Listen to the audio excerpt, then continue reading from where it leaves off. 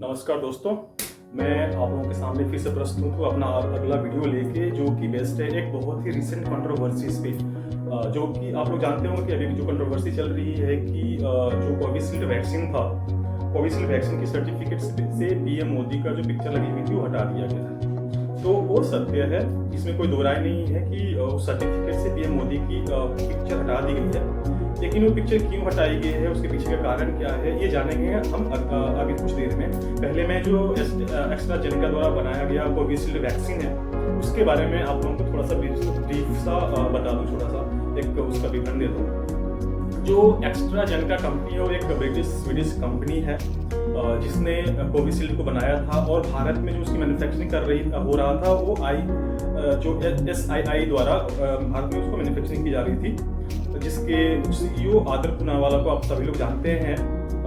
जो SII का जो फुल फॉर्म है वो सीरम इंस्टीट्यूट ऑफ इंडिया है, और जो कोविशील्ड जो मैन्युफैक्चर इंडिया में हो रहा था उसके द्वारा भारत में उसकी मैन्युफैक्चरिंग हो रही थी। और जो SII जो है सीरम इंस्टीट्यूट ऑफ इंडिया, वो वर्ल्ड की सबसे बड़ी वैक्सीन निर्माता है। तो इसी से आप अंदाजा लगा सकते हैं कि कितनी बड़ी कंपनी है। ठीक है, तो आगे चलते हैं। ये सारी कंट्रोवर्सी शुरू हुई वो एक केस को लेके हुई, जो यूके के कोर्ट में एक केस चल रहा था एस्ट्राजेनेका पे, कि इसमें मतलब कि इसके कुछ साइड इफेक्ट्स को लेके, जो TTS हो गया और ब्लड जो प्लेटलेट्स होते हैं उसको ये वैक्सीन लेने से कम हो जाते हैं। तो जो एस्ट्राजेनेका है ने ये मान लिया यूके के कोर्ट में कि इस वैक्सीन से जो TTS जो है, जो कि ब्लड क्लॉटिंग का जो एक बीमारी होती है ये, और दूसरा जो है इससे ब्लड में जो प्लेटलेट्स होते हैं अपने, उससे कम होने के चांसेस बढ़ जाते हैं। ये बात सही है, इन्होंने उसको मान लिया। बट जो भारत में कम से कम 170 करोड़ डोजेस इंडिया में एस्ट्राजेनेका के लगे, मेजोरिटी ऑफ लोगों को यही लगे हैं, वैक्सीन लगी है। तो उसके बाद क्या हुआ कि कंट्रोवर्सी इंडिया में कैसे शुरू हुई। इंडिया में ये कंट्रोवर्सी तब शुरू हुई जब एक एक्स पे, यानी कि फॉर्मली जिसे ट्विटर कहा जाता था, उस पर एक बंदे ने ट्वीट किया, मतलब कि उस पर पोस्ट किया है कि जी हाँ, ये सत्य है कि पीएम मोदी का जो पिक्चर है वो सर्टिफिकेट से गायब है, मतलब कि वो उपस्थित नहीं है उस सर्टिफिकेट पे। और इसके बाद से इंडिया में जो अपोजिशन वाले जो पॉलिटिकल पार्टीज हैं उन्होंने इसका इशू बनाना शुरू किया, और ये बहुत बड़ा मुद्दा बन गया। अभी जो रिसेंटली बहुत बड़ा मुद्दा है। तो इसके पीछे का सच क्या है, ये सर्टिफिकेट जो था वो पीएम मोदी की जो सर्टिफिकेट पर से पीएम मोदी का जो पिक है वो क्यों हटाया गया।